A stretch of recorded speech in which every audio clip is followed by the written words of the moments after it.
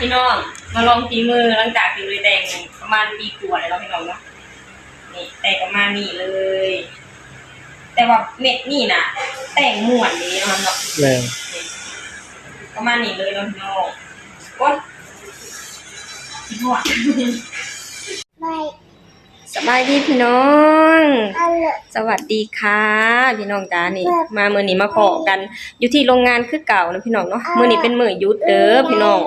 เดี๋ยวจะตุกสภาพให้พี่น้องขึ้นไปเบิ่งเนาะพี่น้องเนาะว่าวิถีชีวิตของน้องๆมื้อวันหยุดพวกเพิ่นเฮ็ดหยังแหน่เนาะพี่น้องเนาะพาพี่น้องเฮาไปเบิ่งกันเลยอันนี้คือฝั่งของน้องเนาะพี่น้องเนาะการอยู่เพิ่นก็จะเป็นประมาณนี้เลยเนาะพี่น้องเนาะนี่บันไดก็เป็นประมาณนี้เลยทางข้างๆนี่คือไอ้เพิ่นเก็บของเนาะพี่น้องเนาะเพิ่นเก็บของเกี่ยวกับพวกเครื่องมือเนาะพี่น้องพวกเครื่องมือแล้วก็พวกไอ้การละเนอร์ที่เพิ่นบดไว้เนาะพี่น้องเนาะเพิ่นจะเก็บไว้ขายเนาะพี่น้องเนาะนี่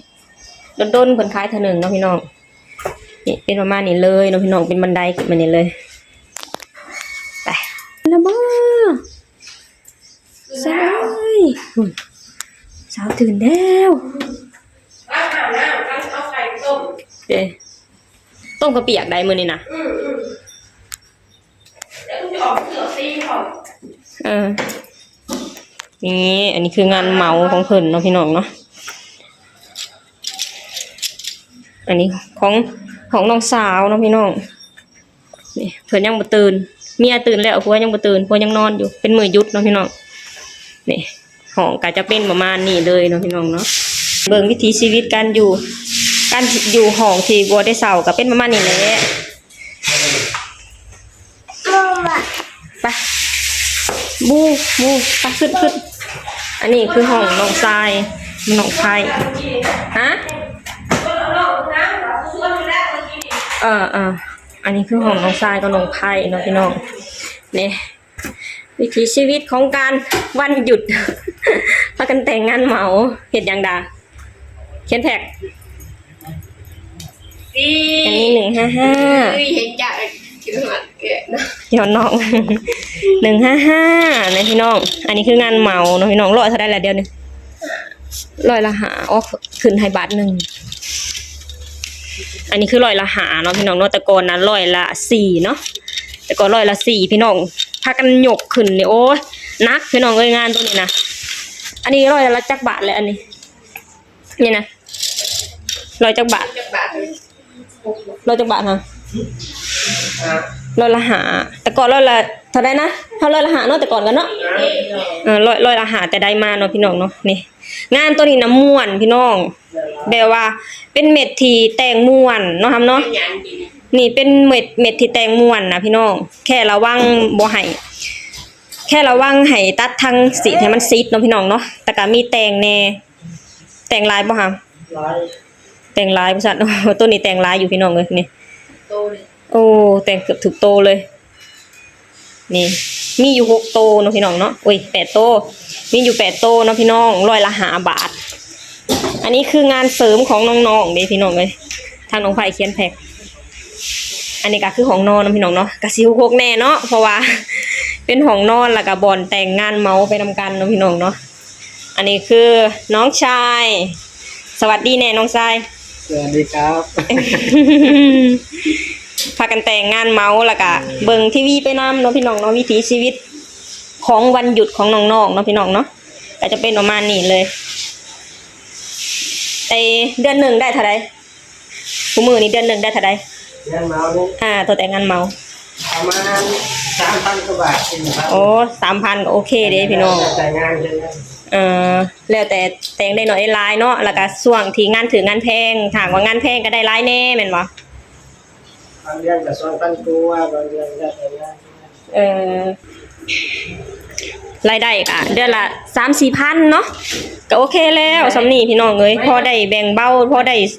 ช่วยเหลือกันไปเนาะพี่น้องเนาะได้ทั้งงานเหมาได้ทั้งงานประจำเนาะพี่น้องเนาะดีกว่าเฮาบ่มีแนวเฮ็ดถ้าหากว่าบ่มีแนวเฮ็ดก็ขึ้นมากันนั่งเล่นโทรศัพท์ไปซื่อนั่งเบิ่งทีวีไปซื่อเนี่ยพอขึ้นมาแล้วก็มีรายได้แบบนี้เฮาก็มีรายได้เสริมเนาะพี่น้องเนาะมื้อนึงนอนจักชั่วโมงคุมื้อนี้ประมาณ 5 ชั่วโมง ประมาณ5ชั่วโมงเต็มที่5ชั่วโมงเนาะ บางมื้อก็บ่ฮอด เออ นอนบ่ค่อยหลับ นอนบ่ค่อยหลับว่าซั่นพี่น้องเอ้ยคิดน้ำเงินหรือว่านั่นใดฮะ กินงาน คิดน้ำเงินถึงโรงงาน ในใจนี่พ่อบ่อยากนอนพุ่นแหละบ่ แม่น ขึ้นมาแล้วมันจังได้เงินหลาย อันนี้วิถีชีวิตของน้องๆหลังจากการเลิกงานน้องพี่น้องเนาะเลิกจาก คือ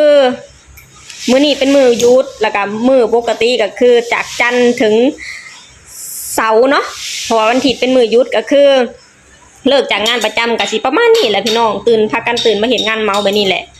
เฮ็ดประมาณเที่ยงก็จะพากันเข้าไปนอนแล้วก็ประมาณ5 โมงแลงก็จะพากันขึ้นมาเฮ็ดก็สิประมาณนี้เนาะพี่น้องเนาะแบบว่าเมื่อยบ่หำเมื่อยบ่ ก็ธรรมดา ธรรมดาพอแต่ง่วงนอนซื่อๆเนาะ แต่ง่วงนอน แต่ก็พอเฮ็ดเงินแล้วก็มีแฮงเนาะ โอเคอยู่ พอได้แบ่งเบากันไปพี่น้องเอ้ยแบบว่าถ้าหากว่าเฮาเฮ็ดแต่งานประจำก็รายได้ก็จะน้อยเนาะเพราะว่าต้องแบ่งกินแบ่งใช้แน่แบ่งให้ลูกแน่ได้จะให้พ่อให้แม่แน่เนาะพี่น้องเนาะถ้าหากว่าบ่เฮ็ดมานี่ก็บ่มีเงินบ่เหลือเงินเก็บเนาะครับ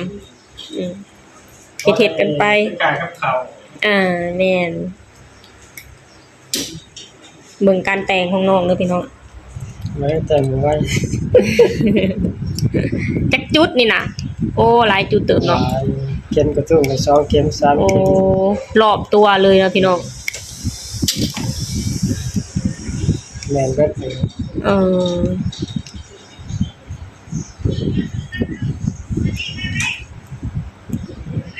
โอ้หลายเนาะร้อยละ5 บาทพี่น้องเอ้ย แต่นี่แต่งแล้วที่ว่าตัดนี่สบาย แม่น ตัดเอา แต่งแล้วเนี่ยตัดแบบม่วนเลยเนาะแต๊บๆๆๆไป ไม่ได้ลายอยู่ตอน อืม พี่น้องมาลองฝีมือหลังจากที่เลยแต่งประมาณปีกว่าแล้วเนาะพี่น้องเนาะนี่แต่งประมาณนี้เลย แต่ว่าเม็ดนี่น่ะ แต่งม่วนดีเนาะเนาะ แม่น ประมาณนี้เลยเนาะพี่น้องโอ๊ยพี่หัวแต่งประมาณนี้เลยอันนี้ทำสีเนาะพี่น้องเบิ่งยัง นั่นแหละมีเข็มทางไหนเข็มด้วย ใช่ ได้เข็มทางนี้ด้วยมี2ข้าง อ๋อมีสองขาอ๋อนี่พี่น้องประมาณนี้ เป็นไงงานที่คนขับแต่งม่วนแล้วพี่น้องนี่นะแต่ว่าเสียแต่ว่ามันคิดหลายอยู่ คิดลาย ตอนสตุกอยู่นะสตุกมักแต่งกับอาหารบ่ดอกชนตาพี่น้องแต่งม่วน เข็ม3โต้เลย นี่พี่น้องประมาณนี้เลยเนาะพี่น้องเนาะแสดงว่าสตุกยังบ่ลืมวีซ่าพี่น้องนี่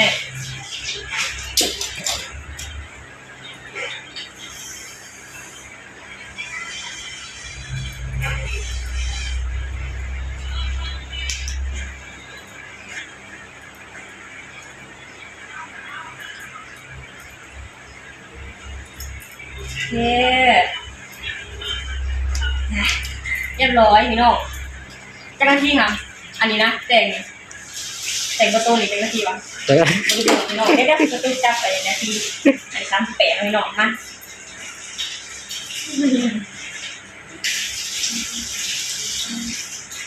มันเป็นเม็ดที่อ่อนแต่งด้วยนี่เลย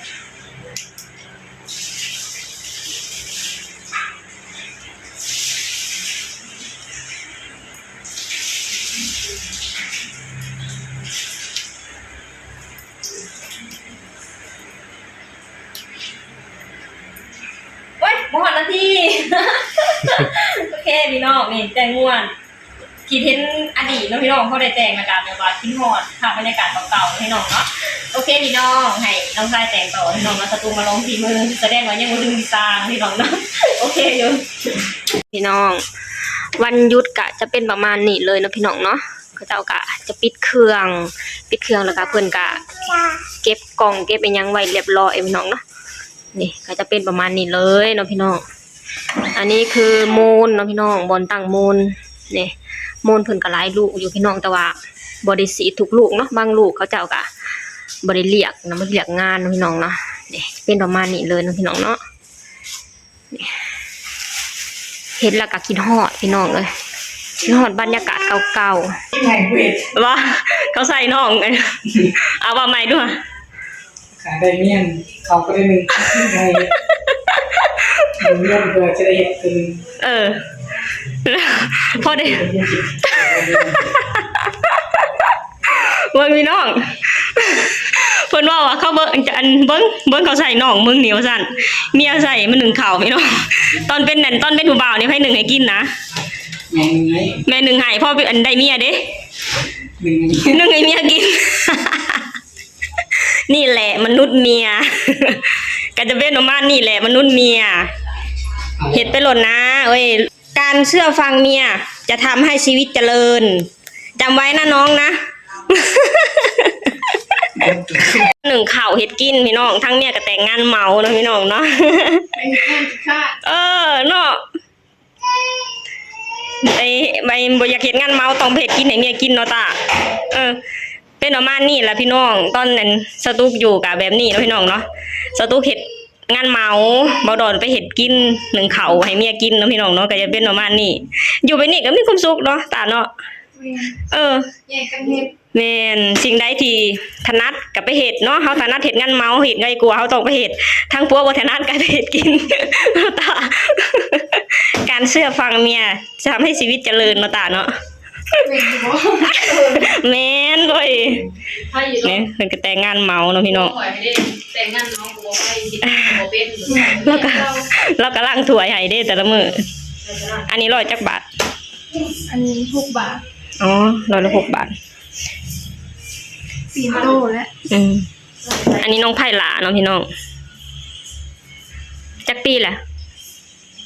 อันนี้คือการเฮ็ดงานปีนี้ซะ2 โอ้ซะ2 เฒ่าแล้ว เฒ่าแล้ว ยังบ่เฒ่าดอกพี่น้องซ้ำนี่นะ 2แม่ปี การแต่งงานของเพิ่นเนาะพี่น้อง แต่งยากเขาอันนั้นเขาตัดบ่สิ ต้องตัดก่อนแม่นบ่ เอาข้างนอกเรียกให้เขาเมา อ๋อโอเคพี่น้องสตุกกับภาพพ่อแม่พี่น้องไปเบิ่งวิถีชีวิตของน้องๆในช่วงวันหยุดเนาะพี่น้องเนาะว่าน้องๆเฮ็ดหยังกันอยู่เนาะพี่น้องเนาะก็คือช่วงวันหยุดก็พากันเฮ็ดงานเมาคือเก่าเนาะพี่น้องบ่ได้นอนบ่ได้อยู่ว่างเนาะพี่น้องเนาะถึงจะเป็นวันหยุดก็